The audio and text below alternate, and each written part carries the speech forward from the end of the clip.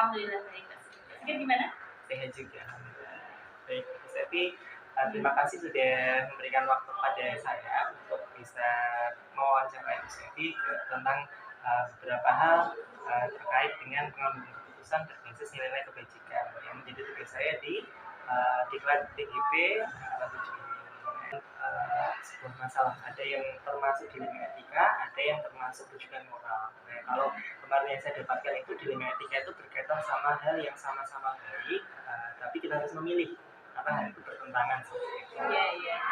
Kemudian untuk yang rujukan moral itu lebih jelas lagi karena itu berhubungan sama benar dan salah. Kita harus bisa membedakan antara rujukan moral dan juga dilema etika. Kemudian langsung ke poin yang pertama ya, ini untuk yang pertama ini saya mau bertanya, menurut saya sendiri selama ini dalam pengambilan keputusan, kalau ada kasus-kasus itu untuk mengidentifikasi agar jelas mana yang termasuk dilema etika, mana yang termasuk rujukan moral, itu yang dilakukan SEF itu seperti apa? Jadi yang pertama kita harus memahami dulu kasusnya seperti apa. Kita harus cari tahu sedalam mungkin. Artinya kadang sumber yang kita peroleh itu baru dari satu sumber atau baru dari dua sumber, maka kita belum bisa menganggap itu sebagai sesuatu permasalahan yang kita dalam mengambil keputusan objektif. Artinya kita butuh waktu untuk pengumpulan data terlebih dahulu sehingga nantinya keputusan yang akan kita ambil itu adalah baik dan benar. Jadi mungkin kalau baik orientasinya di sini ya satu sadar semuanya memiliki sikap untuk berbuat yang baik, tapi benar dalam artian cara membawa nama baik sebuah institusi itu kadang yang kita harus benar-benar bisa kontrol. Yang biasanya dilakukan SEF ini dari ketiga prinsip tadi, biasanya kalau menanggung masalah dilema etika itu yang sering diambil yang mana? Oke. Kalau saya cenderung ke poin 1 dan poin 2 ya. Artinya di poin 1 itu kan bagaimana kita melihat hasil akhirnya atau goalnya. Kalau di sekolah ya visi misinya seperti apa. Maka yang kita jadikan patokan ya visi misi itu sendiri. Kemudian dari visi itu baru yang kedua adalah peraturan.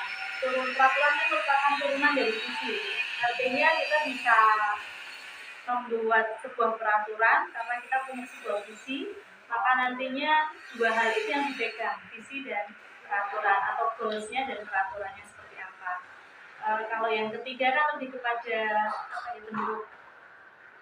empati. Ya kadang setiap keputusan kita saya yakin tidak 100% bisa memuaskan semua pihak. Nah, tapi ketika kita patokannya adalah visi, misi dan peraturan yang kita pegang, maka insya Allah itu akan lebih baik dan benar, lebih benar dan baik gitu ya bagi sebuah institusi. Nah, dan yang berikutnya kelima ini, ketika kita menghadapi masalah, kita mengambil keputusan kan istilahnya nggak selalu jalannya mulus-mulus aja. Nah, kalau tantangannya selama ini apa biasanya dalam menyelesaikan kasus-kasus dilema etika ini ketika ada problem seperti itu? Iya, tantangannya cukup banyak ya. Dalam artian tantangan itu kadang kita harus dibenturkan kepada berbagai macam kepentingan-kepentingan yang ada. Belum lagi ketika ada masukan-masukan itu kan juga belum tentu semua masukan itu bisa kita terima. Kita tampung oke, tapi dalam hal memutuskan ini sama-sama baik. Tapi yang benar dalam kacamata sebuah institusi, sebuah sekolahan itu yang memang harus dikerucutkan dulu, dipikirkan matang-matang sebelum mengambil sebuah keputusan. Nah, ketika keputusan itu sudah diambil, biasanya ada pihak-pihak juga yang tidak terpuaskan. Artinya sekian persen mungkin dia merasa oke, tidak masalah, saya setuju, tapi sekian persen mesti dia merasa saya tidak suka dengan keputusan ini. Nah, itulah yang perlu dikomunikasikan sehingga keputusan kita itu sebagai ketika keputusan itu sudah diambil, ya siapapun harus bisa menerima apa yang diputuskan. Dan tentunya karena ini dilema etika ya semuanya baik, tapi sekali lagi kacamata yang kita kuatkan ya kacamata dari visi dan goalsnya. Bagi seorang kepala sekolah, tentu saja dalam sini tentu dia adalah decision maker-nya. bagaimana pusat pengambilan keputusan itu adalah ada di kepala sekolah. Suka atau tidak suka itu sebuah resiko. Dan setiap keputusan kita pastinya tidak bisa memuaskan semua pihak. Untuk itu yang menjadi patokan kita adalah visi dan juga peraturan yang sudah ditetapkan. Maka itu yang nantinya bisa mengangkat nama sekolah ataupun tetap mempertahankan nama sekolah itu menjadi baik adalah sejauh mana kita berkomitmen terhadap visi sekolah itu sendiri. Saya rasa demikian, dan tentu tidak ada orang yang 100% suka atau tidak ada 100% orang yang tidak suka. Yang namanya pengambilan sebuah keputusan itu kan sebuah upaya pendekatan ya. Jadi bisa saja dalam pengambilan keputusan itu kita memang benar dalam pengambilannya, atau bisa saja kita salah dalam pengambilannya, meskipun berbagai macam hal sudah kita lakukan agar keputusan itu menjadi sebuah keputusan yang objektif. Tapi tentu saja setiap hari, setiap keputusan itu kan tentu saja sebuah pembelajaran bagi kita agar kedepannya bisa jauh lebih baik.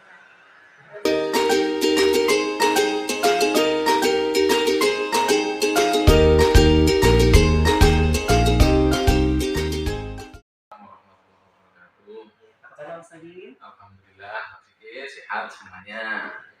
Terima kasih Pak Mustaqim sudah bersedia saya wawancara. Ini tentang mengambil keputusan Pak Mustaqim, berbasis nilai-nilai kebajikan. Nah, sebagai kepala sekolah kan Pak Mustaqim mesti selalu dihadapkan pada pilihan-pilihan pengambilan keputusan itu angka atau prosedur yang biasa dilakukan selama ini ketika menghadapi masalah dilema etika itu yang dilakukan oleh Pak Mustaqim bagaimana? Yang dilema etika itu yang benar dan benar. Oke, ya, terkait dengan permasalahan yang ketika dihadapi kok dilema etika memang sama-sama baik, ini yang memang tadi butuh proses juga. Artinya kalau kami di sekolah juga melaksanakannya, kita bertahap, dalam arti kita lihat dulu, kita telah dulu kebaikannya di mana, plus minusnya bagaimana. Nah, yang membawa sekiranya memang itu skala prioritas yang memang harus segera diterapkan untuk kita, ya kita ambil. Tapi kalaupun sama-sama waktunya ini kok mungkin agak butuh jangka waktu yang lama, dua-duanya bagus, baik, ya kita upayakan prosesnya harus baik juga. Nanti hasilnya sudah bagus dan tetap kita upayakan identifikasi, terus nanti baru masukan-masukan dari partner, dari teman-teman ataupun pihak lain bagaimana bagusnya. Kalau sudah terkumpul semua masukan, pertimbangan, baru kita ambil keputusan. Oh, berarti yang ini saja, karena yang kedua baru dilaksanakan nanti lagi, insya Allah tidak masalah. Kira-kira ketika menghadapi masa dilema etika itu tantangan yang dihadapi apa Pak? Kalau berkaitan dengan tantangan dalam mengambil keputusan, khususnya dilema etika ataupun yang lain, sebenarnya juga sama, hanya terkait dengan ini saja. Kalau secara umum ya yang paling berpengaruh itu kan terkait dengan masalah karakter saja ya. Jadi karakter lalu yang berbeda-beda harus kita satukan, baru jadi satu keputusan. Belum lagi hanya masalah waktu saja sih, tantangannya kan waktu yang harus dibutuhkan segera, ya berarti harus kita segerakan. Dan yang menjadi tantangan yang lainnya juga ini terkait dengan masalah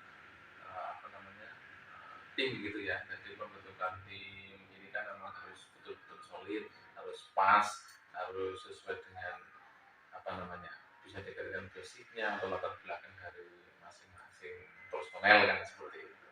Jadi kalau sementara ini ya saya pikir hanya masalah waktu saja dan mungkin karakter SDM seperti itu. Kan tadi terkait dengan etika, adakah pembelajaran ataupun pesan-pesan yang Pak Mustaqim bisa sampaikan dalam kaitannya pengambilan keputusan dengan mengedepankan nilai-nilai berbasis nilai kebajikan?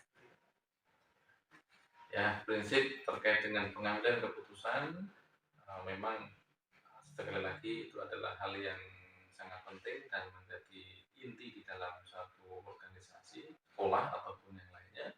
Nah, barangkali ya untuk biar lebih efektif, lebih baik ke depan di dalam pengambilan keputusan, tentunya kita eh, kita kolaborasikan semua elemen, semua pihak, komunikasi efektif dan koordinasi, insya Allah semuanya bisa berjalan dengan baik.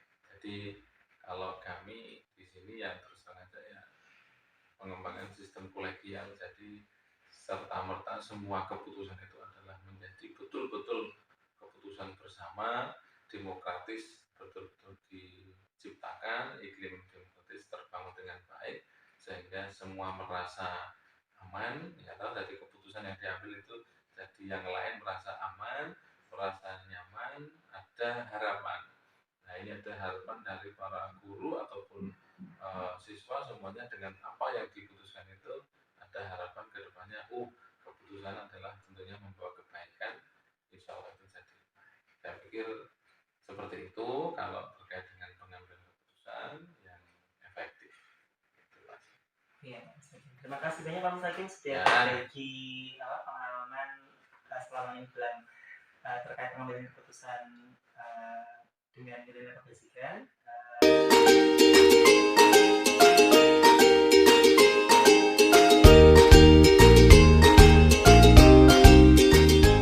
Assalamualaikum warahmatullahi wabarakatuh. Waalaikumsalam warahmatullahi wabarakatuh. Ya, selamat siang. Selamat siang Pak Sigit. Alhamdulillah baik. Lancar ya bahasanya Bu ya. Lancar dong. Baik Bu Lina, ini saya dari Cegedana 72 ini kan selama jadi 23 tentang pengambilan keputusan berbasis nilai kebajikan. Kemudian dari modul tersebut ditugaskan untuk melengkapi wawancara dari 3 kepala sekolah. Nah ini kami minta Bu Lina untuk menjadi salah satu narasumber kami. Baik. Siap. Baik, nah tadi saya sudah berbagi singkat ya Bu tentang tujuan luar sama geometrika. Nah pertanyaan pertama ini Bunda, kalau selama ini yang sudah dilakukan oleh Bunda untuk membedakan mana yang termasuk tujuan moral, mana yang termasuk geometrika itu Bunda mengidentifikasinya itu seperti apa? Ya baik Pak Sigit. Jadi terkait sebuah permasalahannya ketika kita harus mengetahui apakah itu dilematika ataupun tujuan moral ya tadi, maka langkah pertama yang harus kita lakukan pastinya kita harus paham betul. Jadi paham betul apa yang menjadi permasalahan atau konflik yang terjadi, yang sedang terjadi. Karena dari mengidentifikasi itu kan kita jadi bisa mengelompokkan apakah itu termasuk dilema etika ataupun tujuan moral. Jadi selama ini Bu Lina untuk menyelesaikan permasalahan kasus dilema etika di sekolah, Bu Lina itu dari ketiga prinsip tadi kira-kira lebih sering menerapkan yang mana atau mungkin kombinasinya?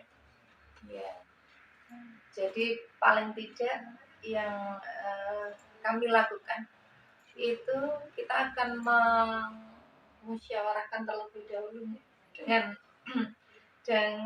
guru lain untuk memperdalam atau memperluas pemahaman tentang masalah yang sedang dihadapi sehingga nantinya akan muncul keputusan prioritas yang terbaik itu yang akan kita berikan kepada si pelaku itu bagaimana. Itu berarti termasuk salah satunya dari ketiga itu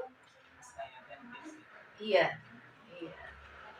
Jadi tadi seperti yang di awal kita sampaikan, yang pertama kasusnya mengidentifikasi permasalahan yang sedang terjadi. Kemudian selanjutnya kita mencari tahu kebenarannya terlebih dahulu karena memang ada kalanya suatu permasalahan muncul itu kan ada yang memang benar-benar kasus itu terjadi sesuai apa yang disampaikan, ada kalanya tidak benar. Maka dari itu langkah kedua kita paling tidak harus mencari tahu faktanya terlebih dahulu. Kemudian selanjutnya kita mengidentifikasi pihak-pihak yang terlibat, begitu, supaya kita dapat merumuskan beberapa opsi tindakan beserta konsekuensinya dan juga memilihkan opsi yang terbaik itu yang bagaimana, penyelesaian yang bagaimana. Dan yang terakhir tentunya kita akan mengkomunikasikan kepada pihak yang bersangkutan. Kemudian yang pertanyaan berikutnya begini, ini selama ini untuk menyelesaikan masalah di dunia etika tadi yang menurutnya sudah efektif dilakukan itu apa? Yang dalam apa pengambilan keputusan tadi? Jadi yang lebih efektif itu tentunya mengidentifikasi permasalahan yang sedang terjadi, kemudian merumuskan tadi opsi yang atau tindakan apa yang harus dilakukan beserta konsekuensinya, serta memilih opsi yang terbaik. Itu sih. Jadi cukup itu saja langkah yang paling efektif. Jadi kesimpulan dari semua ini, ketika kita menghadapi suatu permasalahan itu hal yang paling rumit kita jalankan itu adalah dilema etika itu tadi. Jadi dilema etika merupakan hal yang sangat rumit dijalankan karena memang dalam proses menentukan kebijakan harus melalui beberapa tahapan, sehingga paling tidak kita di suatu sekolah yang namanya permasalahan pastinya ada, paling tidak kita harus paham betul langkah-langkah atau tahapan-tahapan yang harus kita lakukan, karena ini memang terjadi di setiap keputusan yang dipilih nantinya pasti ada pihak-pihak yang mungkin merasa dirugikan atau mungkin merasa tidak berkenan, sehingga memang kita harus benar-benar memahami betul apa yang disebut dilema etika beserta tahapan-tahapan cara penanganannya atau penentuan keputusannya gitu Mas.